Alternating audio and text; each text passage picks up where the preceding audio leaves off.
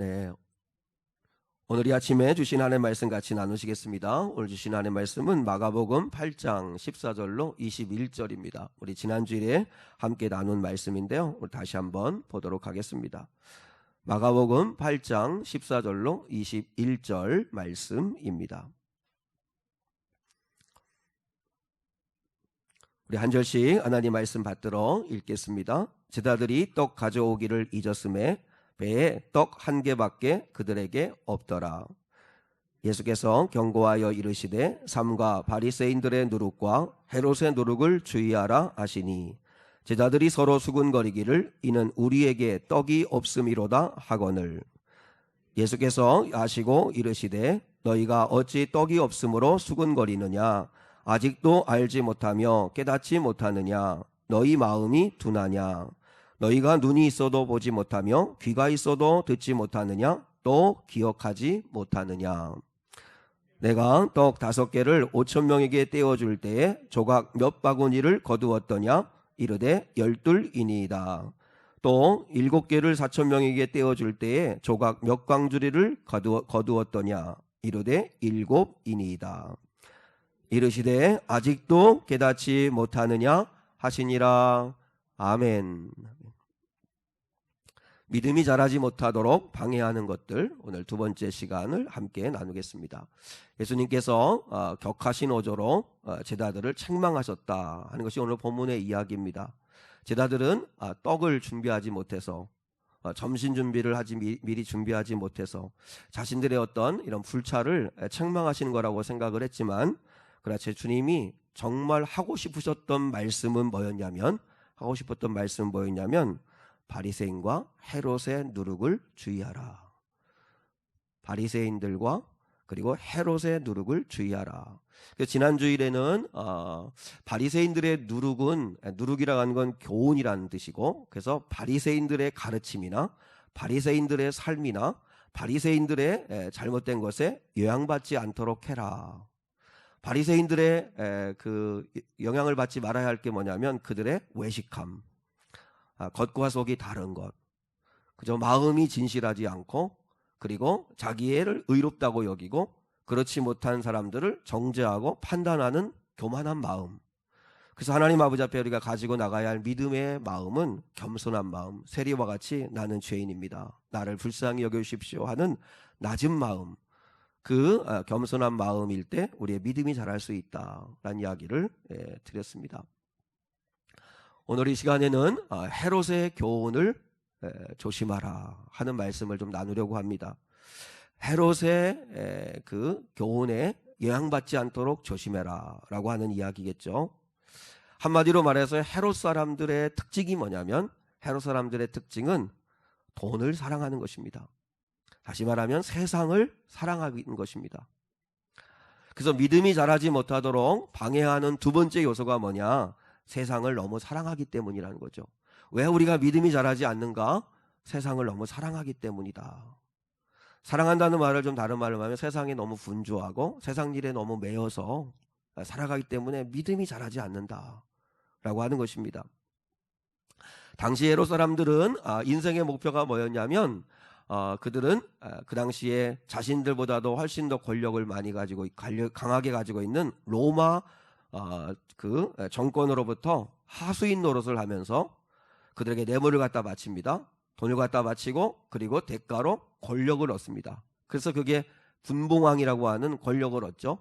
그러면 이제 돈으로 산 그들의 권력을 가지고 그들은 이제 자신보다도 약하다고 생각하는 사람들을 착취하고 죽이고 빼앗는 일을 합니다.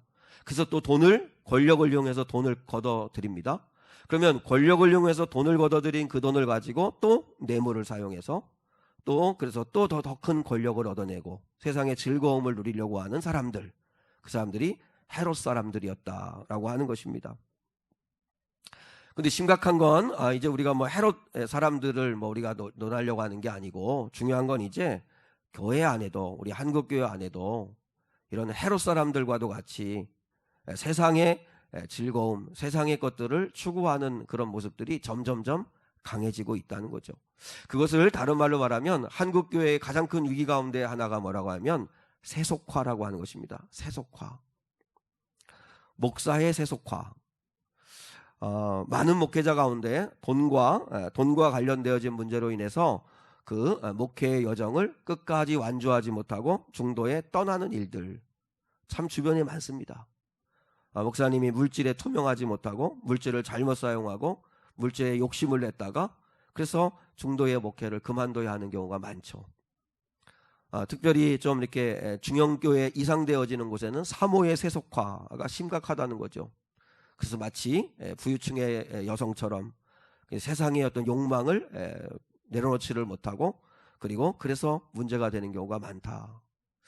여러분, 목사만 그렇겠습니까? 우리 성도들도 뭐 똑같다 생각이 듭니다. 우리가 얼마나 세상을 사랑하고 좋아하는가 하는 걸 한번 점검할 수 있어야 한다는 거죠. 왜 사람들이 돈을 사랑하는가? 그는 돈과 자식을 사랑하는 DNA가 우리 모든 인간에게 다 있다는 거죠. 돈과 자식을 사랑하는 DNA가 우리 사람들에게 모두 다 있습니다. 그래서 돈의 유혹을 이긴다는 게 참 어렵습니다. 이 돈의 유혹을 이긴다는 게 참 어려워서 그래서 그리스도인들은 아예 물질에 대한 원칙을 정하고 그 거룩한 습관을 들도록 계속 훈련하지 않으면, 연습하지 않으면 어렵습니다. 우리가 뭐 이렇게 11조를 드리거나 헌금을 드리는데 한 번도 아깝지 않은 적이 없죠. 뭐 언제든지 아깝죠.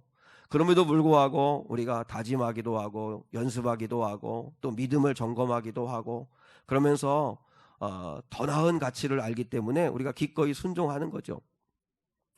존 웨슬레라고 하는 감리교를 창설한 복음 전도자가 있습니다.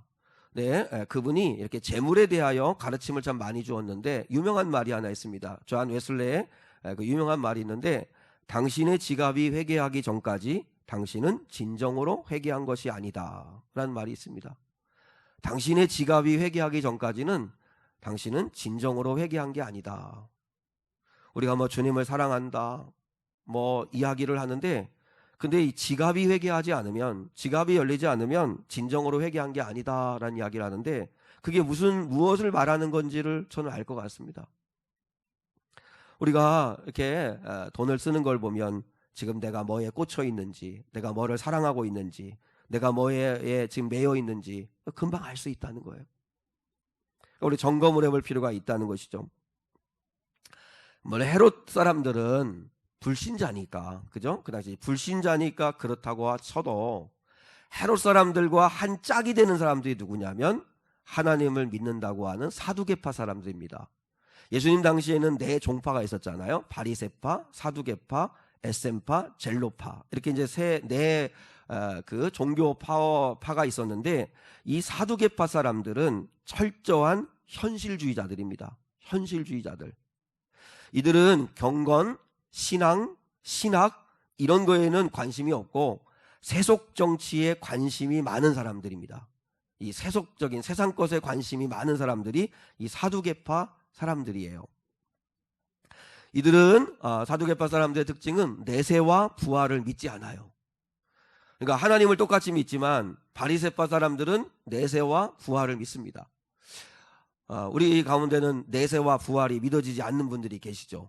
천국이 믿어지지 않고 죽으면 끝이지 다음 세상이 있을 거라는 게 믿어지지 않는 경우가 있는데 근데 물론 그것도 하나님이 이제 믿음을 주셔야 되는데 곰곰이 생각해 보면 그런 생각이 들어요.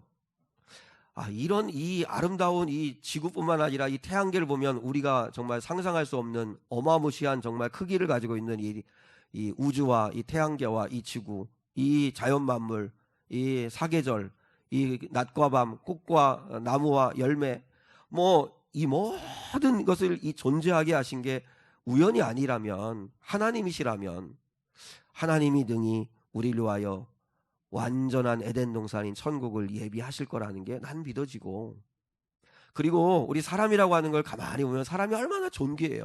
물론 사람이 이렇게 정말 몹쓸 사람이 된 사람도 있겠지만 이 사람이라고 하는 존재가 얼마나 존귀하고 고귀해요.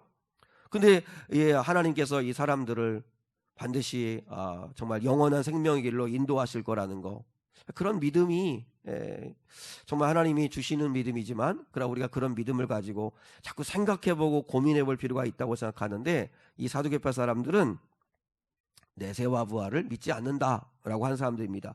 그러다 보니까 내세와 부활을 믿지 않으니까 이 사람들의 그 태도는 뭘까요? 어떻게든지 이 세상에서 즐기고 이 세상에서 성공하는 게 인생의 목표인 사람들이죠. 그래서 성공을 위해서는 힘 있는 자들 앞에서는 기꺼이 타협하기도 하고 고개를 숙이고, 그리고 이 사두개파 사람들은 하나님을 믿는다고 하는 사람들이잖아요. 하나님을 믿는데 하나님을 믿는 목적이 뭐냐면 이 땅에서 성공하기 위해서 믿는 거예요. 왜냐하면 내세와 부활이 없으니까 어떻게든지 이 땅에서 잘 먹고 잘 살고 그리고 성공해야 그게 잘 사는 거라고 생각하는 사람들이 하는 거죠. 그런데 교회 안에도 많은 교인들 가운데 사두개파 교인들 같은 사람들이 있다는 거죠. 사두개파 같은 교인들. 하나님을 믿는 목적이 이 땅에서 잘 사는 것에 있는 거죠. 이 땅에 잘 사는 거. 한국교회의 참된 신앙을 오염시키고 교회를 타락하게 만드는 요인들이 참 많습니다. 참 많은데 오늘 이 사두개파 사람들 또 헤롯 사람들과 이 견주어서 볼 때 우리 한국교회가 정말 경계해야 되고, 그리고 또한 이 한국교회를 무너지게 하는 이 세속적 가치가 무엇인가를 점검해야 되는데, 그 첫 번째가 뭐냐면 바로 실용주의와 실리주의라는 것입니다. 주의라고 하는 말이 이렇게 들어가니까 여러분이 좀 어렵게 생각하시는데 절대 어렵게 생각하지 마시고, 실용적인 뭐냐, 실용적인 게 뭐냐, 실리적인 거, 이익이 되는 게 뭐냐, 이익이 되냐 안 되냐, 이제 이걸 말하는 거죠. 그래서 이 실리주의와 실용주의의 질문은 뭐냐면 이겁니다. 이게 될까? 이게 과연 될까? 기도한다고 될까? 전도한다고 저 사람이 변화될까? 영혼 구원할 수 있을까? 그러니까 이게 될까 안 될까로 판단하는 게 실용주의입니다. 될까 안 될까? 그리고 실리주의는 뭐죠? 그만큼 투자해서 얼마나 이득을 얻을 수 있는 걸까? 우리가 전도 선물을 준비해 가지고 1000개를 돌렸습니다. 1000개를 이제 어제 다 이제 마지막까지 했는데 1000개를 돌렸는데 한 명도 전도가 안 됐어요. 이게 무슨 낭비냐? 뭐 그런 투자를 했지만 뭐 얻는 게 없지 않냐라고 생각하는 게 실리주의인 거죠. 그러면 계속 해야 되는 거냐? 그런 일을 계속 해야 되는 거냐? 그럼 생각해 봐야 된다라고 생각하는 거죠.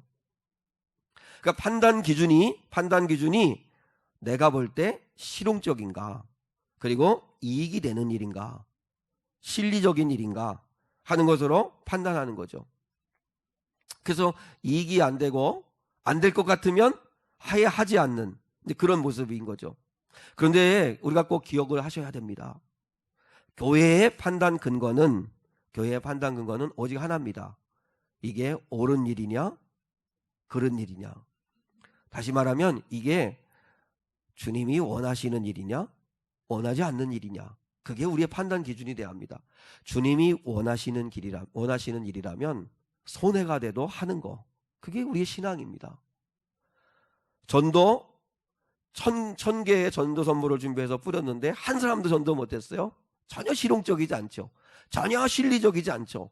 그럼에도 왜 하는 거죠? 하나님이 하라고 하신 일이니까. 하나님이 하라고 하신 일이니까. 그래서 교회는 바보 같죠. 성도들은 세상에서 바보같이 살아요. 왜냐하면 하나님이 우리에게 요구하시는 건 너무 허무맹랑해요. 논리에 하나도 안 맞아요. 세상 이치에도 안 맞아요. 오른뺨을 맞거든 왼뺨을 돌려대라. 오른뺨을 돌려대면 그 상대를 죽여버려야지. 어떻게 그게 가능하겠어요? 근데 주님이 원하시는 일을 말씀하는 거죠. 그러니까 우리의 판단의 기준은 이게 주님이 원하시는 일이냐, 주님이 기뻐하시는 일이냐, 주님이 보실 때 하라고 하시는 일이냐 하는 걸로 봐야 된다는 거죠. 근데 사랑하는 성도 여러분, 여기서 믿음이 필요한 거예요.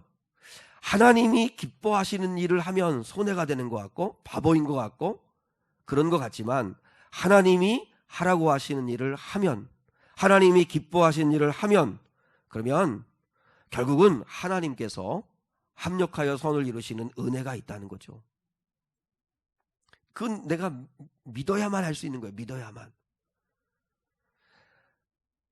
그러니까 여러분이 인생을 실패하지 않는 인생의 판단 기준을 제가 말씀드려 드릴게요.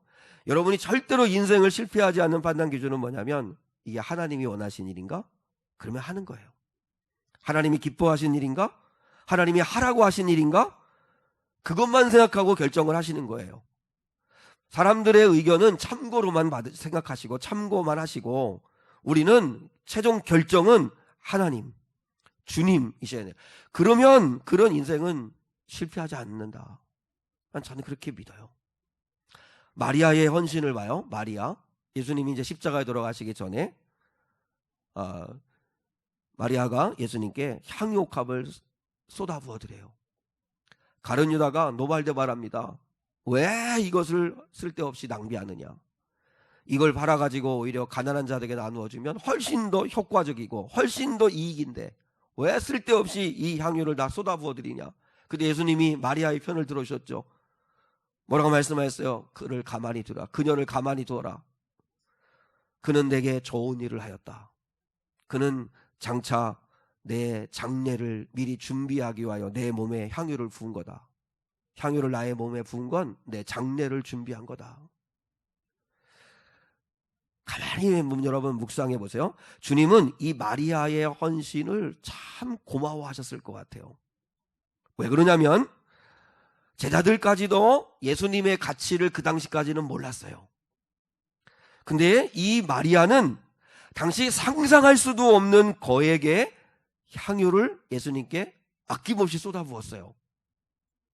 그러니까 이 여인은 예수님에게 그 값비싼 전 재산과도 같은 향유 옥합을 깨트려도 아깝지 않을 만큼 주님의 가치가 높은 거였죠.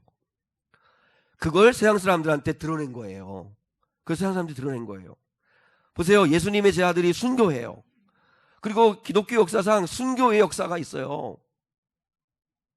근데 세상 사람들이 볼 때는 이상한 거예요.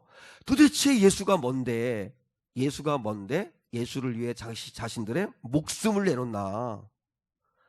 자, 예수님을 위하여 목숨을 내어놓는 순교하는 사람들을 보면서 세상 사람들은 예수의 가치를 다시 보는 거예요.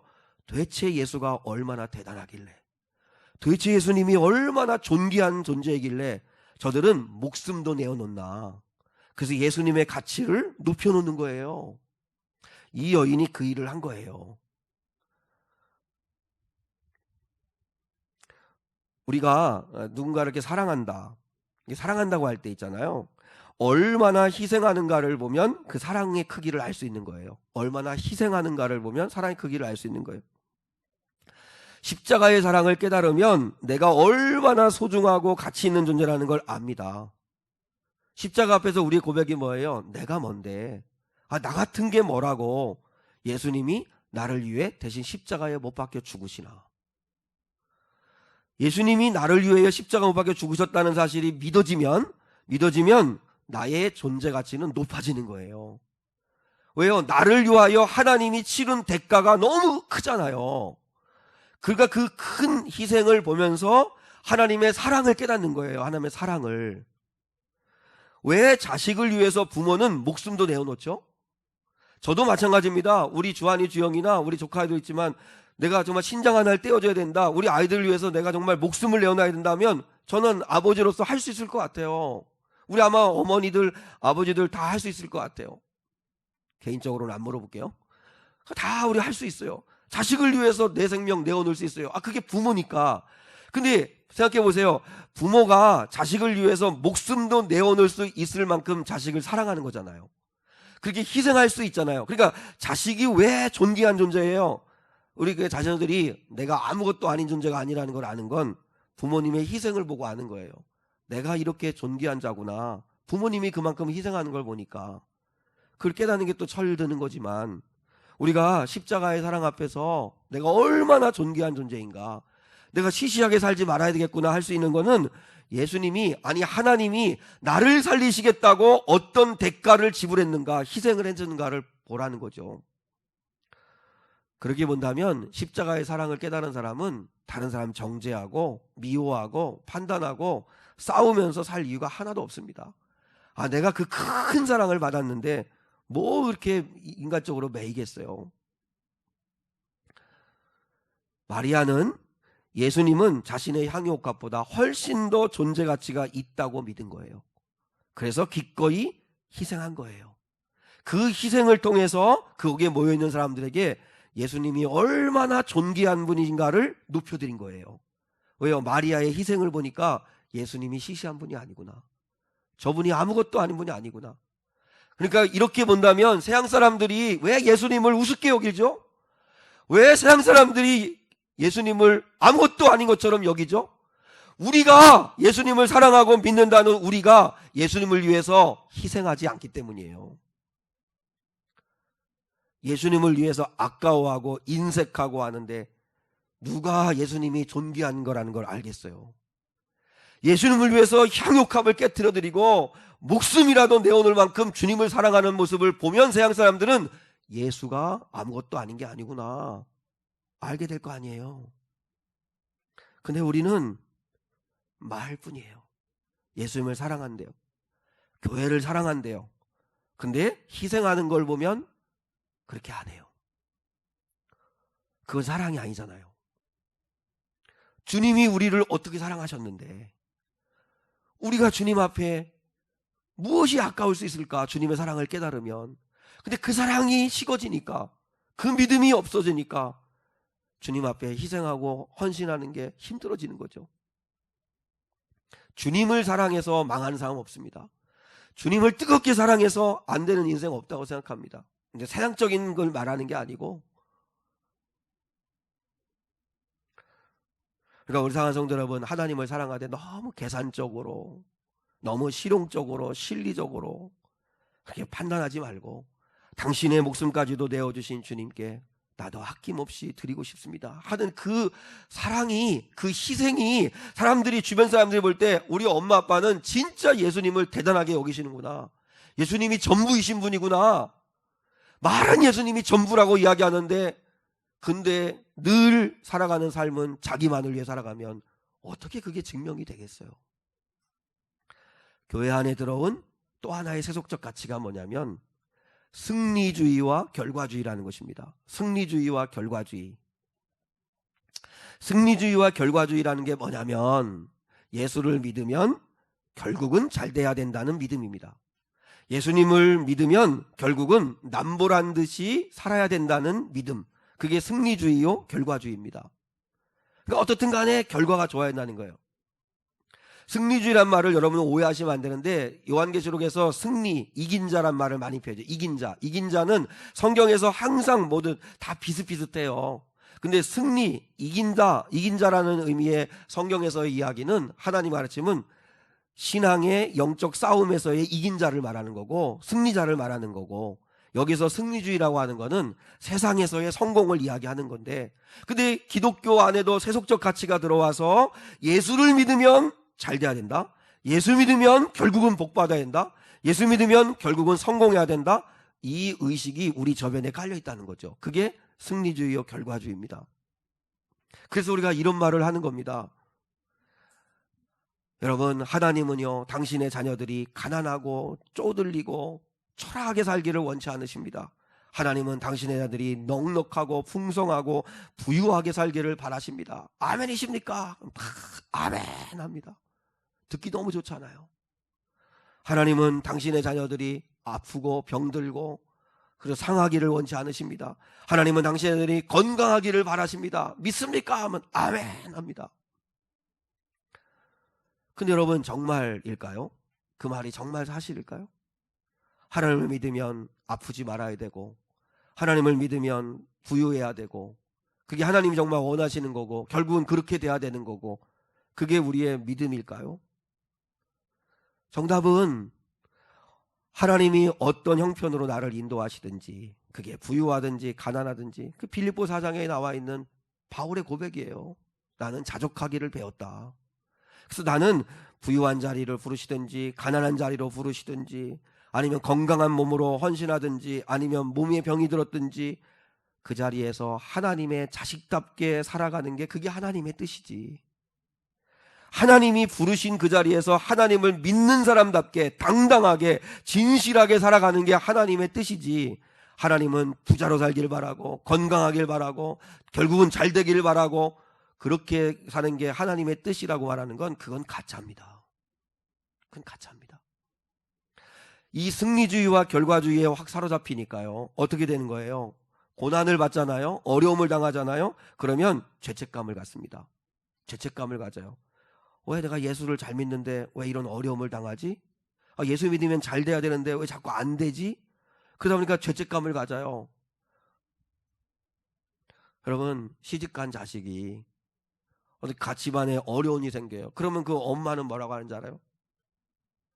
내가 죄가 많아서 우리 자식이 저런 어려움을 당하나 보다.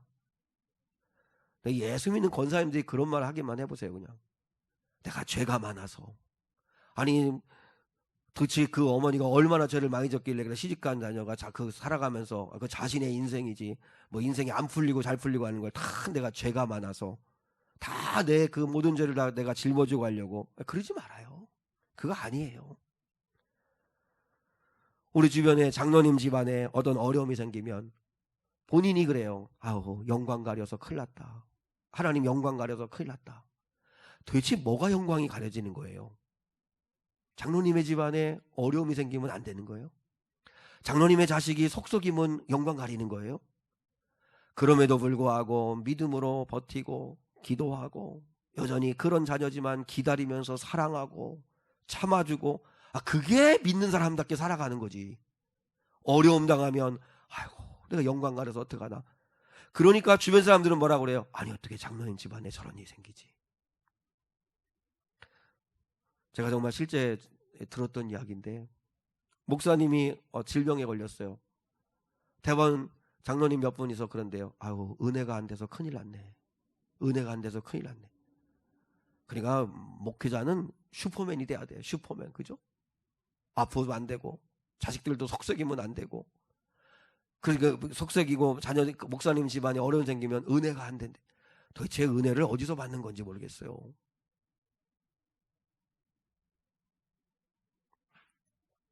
아니 여러분은 혼내려고 하는 게 아니고 사연 여러분 우리가 너무 무심코 던지는 이야기인데 전혀 하나님의 뜻과는 상관없이 말할 때가 너무 많아요. 요한복음 9장을 제가 말씀도 드렸는데 요한복음 9장에 나면서부터 소경된 자가 있잖아요. 나면서부터 맹인된 자가 있는데 제자들이 가면서 그러잖아요. 주님 저 사람이 소경으로 태어난 게 부모의 죄입니까? 저 본인의 죄입니까? 참 늘 우리는 그런 식이에요. 늘 그런 식. 인과응보로 보고 늘 그때 주님이 너무너무나 따뜻한 시선으로 말씀하신 게 있잖아요. 부모의 죄 아니다. 그 부모의 죄 아니다. 본인의 죄도 아니다. 하나님이 하실 일이 있다. 그 고난을 통해 하나님이 하실 일이 있다. 우리가 고난을 만났을 때 깨달으셔야 됩니다. 이게 하나님이 하실 일이 있다. 이 고난을 통해 하나님이 하실 일이 있다. 여러분 잘못 아닙니다. 부모님의 죄도 아닙니다. 물론 제가 잘못을 한 경우 잘못해서 정말 누가 봐도 내가 잘못해서 얻은 잘못된 결과에 대해서는 회개해야죠. 그건 당연히 회개해야죠. 뻔뻔하게 자기 잘못은 깨닫지도 못하고 아유 나는 의를 위하여 핍박받는 거라고 하면 그건 아전인수죠. 그건 말이 안 되는 건데 그러나 제가 보편적으로 이야기할 때 모든 어려움을 다 그냥 누구 죄일까? 내가 죄가 많아서 내가 정말 잘못해서 늘 그런 식으로 본다는 거죠. 그거 주님의 시선 아닙니다. 주님은 부모의 잘못도 아니고 너의 잘못도 아니야. 너를 통해 하나님이 하실 일이 있어. 너를 통해 하나님이 하실 일이 있어. 승리주의에 사로잡히면요 교회 분위기가 어떻게 되는지 아세요? 정죄하는 분위기예요. 정죄하는 분위기. 제가 수요 예배 시간에도 말씀을 드렸지만 그러니까 교회 와서도 아프다는 말을 못해요. 아프다는 말을. 교회 와서도 내가 죄졌다는 이야기를 못해요. 왜요? 믿는 사람이 어떻게 저럴 수가 있어 하는 정죄의식이 가득하다 보니까 정죄가 가득하다 보니까 말을 못해. 말을. 내가 믿음 없는 사람처럼 보일까봐 아픔을 감춰요. 자 여러분 한번 따라하겠습니다. 교회는 병원과 같다. 아픈 사람들이 와서 치유받는 곳이 교회입니다. 그러니까 교회는 아프다고 얘기하고 힘들다고 얘기하고 내가 지금 문제가 있다고 얘기하는 게 그게 교회가 돼야 됩니다. 제가 목회를 하면서 정말 감사한 거는 성도들이 어떤 성도들이 감사하냐면 자기 아픔을 솔직하게 얘기해 주는 성도들입니다. 제가 청년사역 할 때 대학생 남녀 아이들인데 그 두 아이들이 혼전 임신을 했어요. 혼전 임신해가지고 저에게 찾아왔어요. 어떡하냐고, 도와달라고. 그래서 도와준 적이 있는데, 여러분, 그게 목회고 그게 교회죠. 그런 일 있을 때 다른 사람 찾아가는 게 아니고. 그리고 한 번은 이 청년인데 술이 잔뜩 취해가지고 전화가 왔어요. 예? 전화상으로도 술 냄새가 나더라고요. 그래서 술이 취한 게 금방 느껴지는데, 하여튼 몇 분인지 모르지만 다 들어줬어요. 근데 여러분, 그 아이요 지금 신앙생활 잘합니다. 그래서 그거 기억하냐니까, 더 이상 그 얘기하지 마세요, 그렇게 얘기하는데, 이혼 위기에 있었던 분들, 자녀 문제 때문에 너무 고통스러워서 울면서 와서 기도를 부탁하신 분, 암에 걸렸다고 말하면서 기도해달라고 하는 성도들, 저는 이런 성도들이 참 고맙습니다. 그게 교회니까. 예수 잘 믿는 사람도 아플 수 있고요. 교회는 같이 아픔을 나누면서 기도하는 곳입니다. 기도하는 것. 한 장로님이 자신의 공장에 불이 타가지고 밤새도록 공장을 바라보면서 발만 동동 구르다가 이제 새벽제 예배 시간이 되어가지고 새벽 예배를 드리러 왔다는 거예요. 나는 이 장로님이 너무 귀한 것 같아요. 밤새도록 자신의 그 평생 일궈놓은 공장에 불이 나가지고 불이 홀랑 그냥 공장이 다 불타는 걸 내내 밤새도록 지켜보고 난 다음에 새벽 예배 시간 되어가지고 꾸역 새벽 예배에 오셨다는 거예요. 나는 그 자체가 정말 은혜 받을 행동을 하시는 것 같아요. 근데 새벽 예배를 오셨는데 새벽 예배 첫 찬양이, 거기 좀 제법 큰 교회니까 찬양단이 찬양을 인도하는데 그 새벽 예배 첫 찬양이 하나님은 실수하지 않으신다네, 그 찬양이었다는 거예요. 이 장로님의 마음에는, 본성에는 하나님이 실수 많이 하신 것 같은데, 아니 어떻게 나에게 이러실 수가 있나, 아니 어떻게 내 공장이, 평생 일궈놓은 공장에 불이 붙어가지고 다 타버리게 만드시나, 내가 뭘 그렇게 잘못했다고, 이런 마음이 막 올라오는데, 근데 눈물을 머금고 하나님은 실수하지 않으신다네 찬양을 들었다는 거예요. 3년 뒤에 이전보다도 훨씬 더 큰 공장을 세울 수 있도록 제기하셨다는 거예요. 근데 아시죠? 중요한 거는 더 큰 공장을 세웠다, 이게 중요한 게 아니고, 이분은 도저히 찬양할 수 없는 상황에서 찬양을 드렸다는 거예요. 도저히 감사할 수 없는 상황에 감사를 했다는 거예요. 근데 하나님이 그 찬양과 감사를 받으신 것 같아요. 그러니까 하나님이 회복의 은혜를 주시죠. 회복의 은혜를 안 주셔도 나는 이 사람의 믿음이 뭐예요? 믿음은 도저히 찬양이 안 나오는 상황에서 찬양하는 거. 뭐라고 하는가? 하나님은 실수하지 않으신다네. 밤새 내 공장에 불이 타버렸는데 하나님은 실수하지 않으신다네. 찬양하는 거예요. 오 신실하신 주, 오 신실하신 주, 찬양하는 거예요.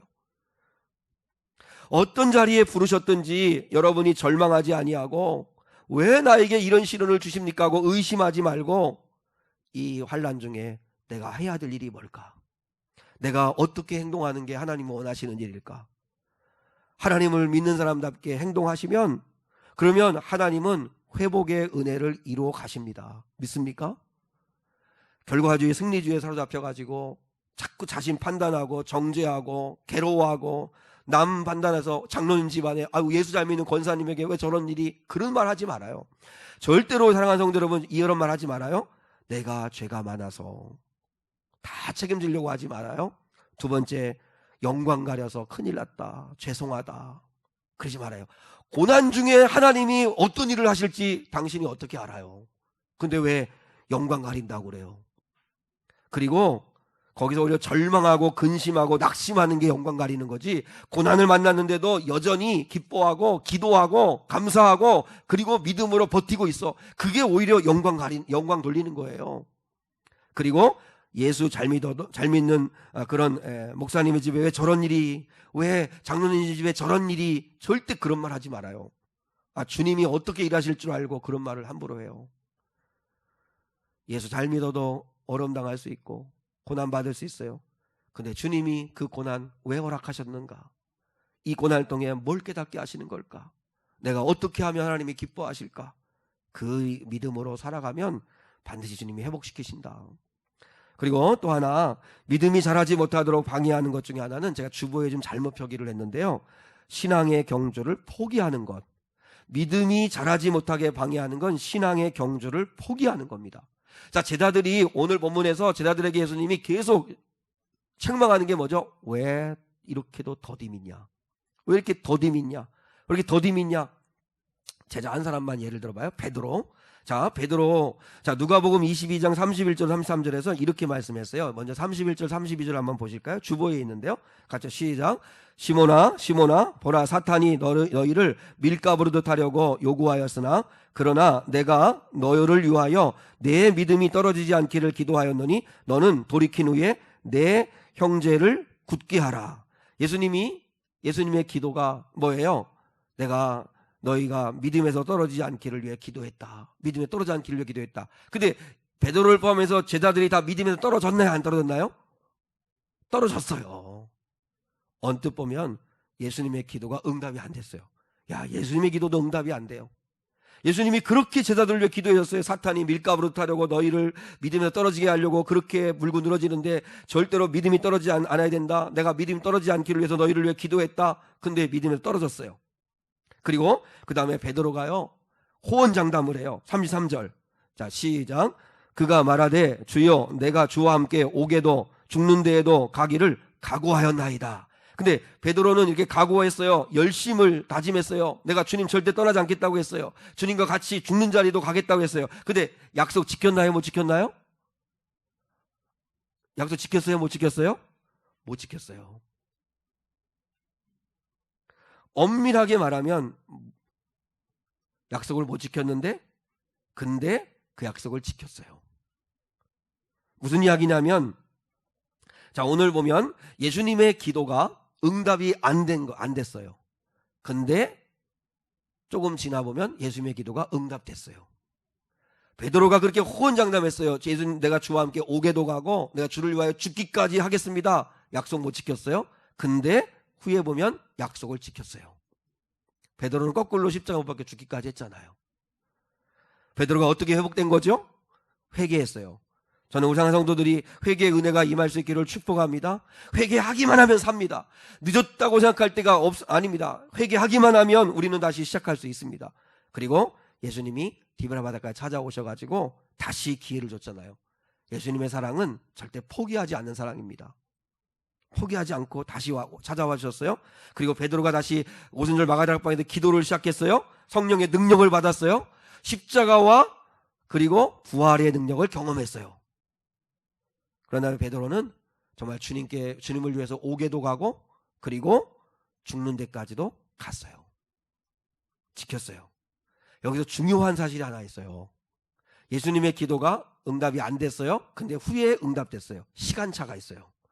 베드로가 약속했어요. 호언장담했어요. 근데 그 약속 못 지켰어요. 근데 후에 지켰어요. 여기도 시간차가 있어요. 시간차가 있다는 말을 조금 어려운 말로 여러분이 꼭 기억하면 좋겠습니다. 점진적 성화라고 하는 겁니다. 점진적 성화. 그러니까 우리가 구원은 세 시자로 받아요. 나는 이미 구원받았습니다. 그죠? 이미 구원받았습니다. 나는 앞으로 구원받을 겁니다. 그래서 천국에 갈 거예요. 그리고 중요한 현재 나는 지금도 구원을 받고 있습니다. 이게 점진적 성화예요. 그러니까 하루아침에 믿음의 사람으로 태어나는 일은 없는 거예요. 조금씩 엎어지고 자빠지고 넘어지고 그래도 실패하고 그렇게 하면서 조금씩 믿음이 자라가는 거, 그걸 우리는 믿는 거예요. 그걸 우리는 점진적 성화라고 하는 거예요. 시간차가 있잖아요. 시간차. 그러니까 우리는 절대로 실망하지 말아야 돼요. 우리 사랑하는 성도들이 기도하잖아요. 내 기도가 응답 안 되나 보다. 그냥 공중에다가 그냥 하는 울리는 꽹과리처럼 그냥 소리치고 만 건가 보다. 그렇지 않아요. 주님이 지금은 응답 안 되는 것 같은데 주님이 다 받으셔서 가장 결정적일 때 응답하실 거예요. 그걸 우리는 믿는 거예요. 그리고 내 남편, 우리 딸, 우리 자녀들, 나는 도대체 언제 정말 굳건한 믿음이 될까? 왜 이렇게 나는 정말 더딜까? 제 아들처럼 왜 이렇게 더딘 믿음일까? 그런 낙심하지 말아요. 절대 낙심하면 안 돼요. 절대 믿음의 경주를 포기하면 안 돼요. 왜냐하면 우리 안에 성령이 와 계세요. 그분이 점진적 성화를 이루어 가실 거예요. 선택한 이상, 우리가 주님을 붙들고 있는 이상, 그러면 결론적으로 하나님이 하실 거니까, 성령님이 하실 거니까 나는 아무것도 안 하고 가만히 있으면 돼요? 절대 그렇지 않아요. 우리가 두 가지 해야 돼요. 마음을 자꾸 주님께 쏟아놔야 돼요. 은혜 구해야 돼요. 은혜. 주님께 마음을 쏟아놓고 은혜 구하고, 그리고 두 번째, 어떤 일 있어도 예수님께 딱 붙어 있어야 돼요. 예수님께 붙어 있어야 돼요. 기도의 자리, 예배의 자리 절대 멀어지지 마시고, 그러면 반드시 주님이 회복시키시고 은혜 받게 하시고 우리를 변화시킬 날이 옵니다. 붙어 있기만 하면, 주님께 가까이 있기만 하면 하나님이 만들어 가실 겁니다. 더딘 것 같아도 나를 믿음의 사람으로 세우실 겁니다. 여러분, 반드시 우리를 믿음의 사람으로 세워가실 그 하나님을 바라보시고, 그리고 그 하나님 앞에 믿음을 드리고 주님께 꽉 붙어 있으십시오. 그리고 예배와 기도의 자리에 더 힘들지만 더 나오십시오. 더 주님을 붙드십시오. 그러면 주님께서, 우리 안에 계신 성령께서 반드시 우리를 믿음의 사람으로 변화시켜 가실 겁니다. 제자들 다 십자가 앞에 도망갔습니다. 근데 다시 다 돌아와서 주님을 위해 다 순교했습니다. 약속 다 지켰습니다. 제자들 너무 초라한 믿음 없는 사람들 같았는데 성령의 은혜로 계속 주님 안에 붙어 있고 기도하니까, 능력 받으니까 신실한 위대한 기독교 역사의 길이 남는 믿음의 사람들이 되었습니다. 주님이 그렇게 하실 겁니다. 그 주님을 붙들고 가는 저와 여러분 될 수 있기를 주님의 이름으로 축원합니다. 우리 이 시간에 하나님 아버지 앞에 우리 찬양 드리겠습니다. 주 믿는 사람 일어나 다 힘을 합하여 이 세상 모든 마귀를 다 쳐서 멸하세. 우리 특히 후렴 믿음이 이기네, 믿음이 이기네, 주 예수를 믿음이 온 세상 이기네. 우리 1절, 2절, 3절 다 드리겠습니다. 주 믿는 사람 일어나 다 힘을 합하여 이 세상 모든 마귀를 다 쳐서 멸하세.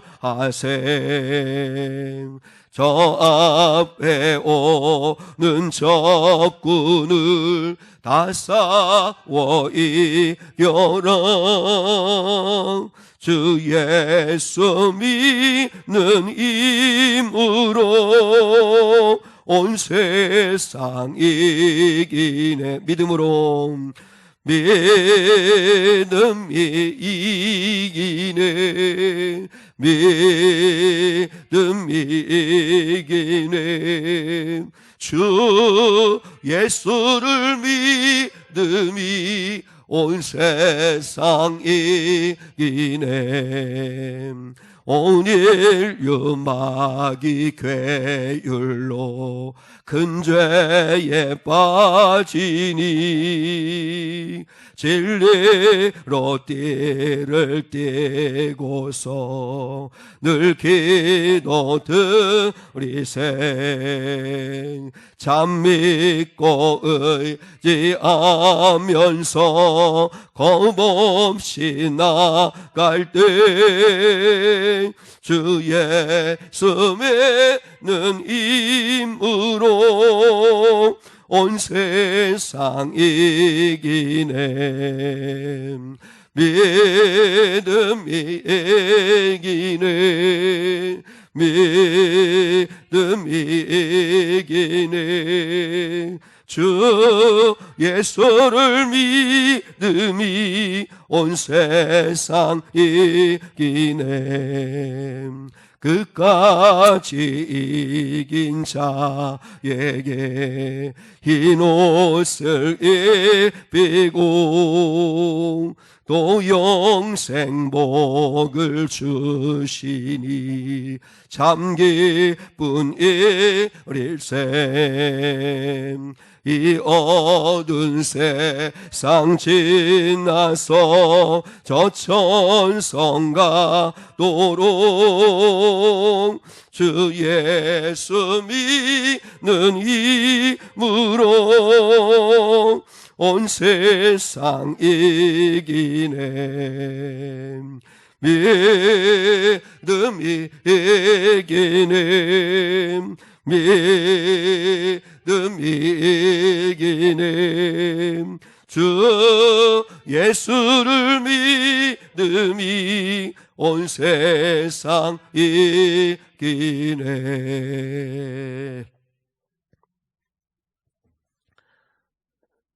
지금은 우리 주 예수 그리스도의 은혜와 하나님 아버지의 크고도 놀라우신 사랑과 성령 하나님의 함께 하시며 동행하시며 인도하시며 믿음을 세워가실 것을 믿는 사랑하는 예배자들 위에 믿음을 방해하는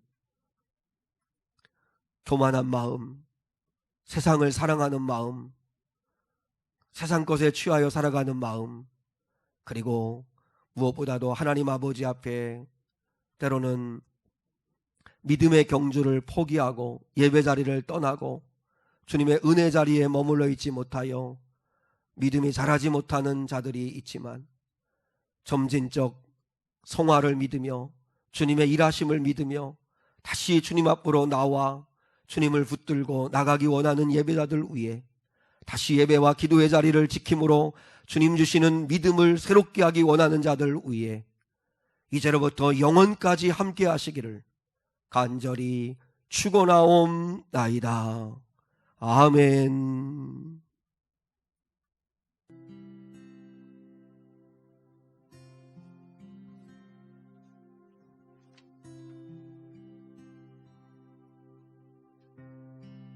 내가 너희를 사랑하는 이유는 너희의 어떠함 때문이 아니요 내가 너희를 사랑하는 이유는 나로 인함이라 내가 너희를 사랑하는 이유는 너희의 모습 때문이 아니요 너희를 사랑하지 않고서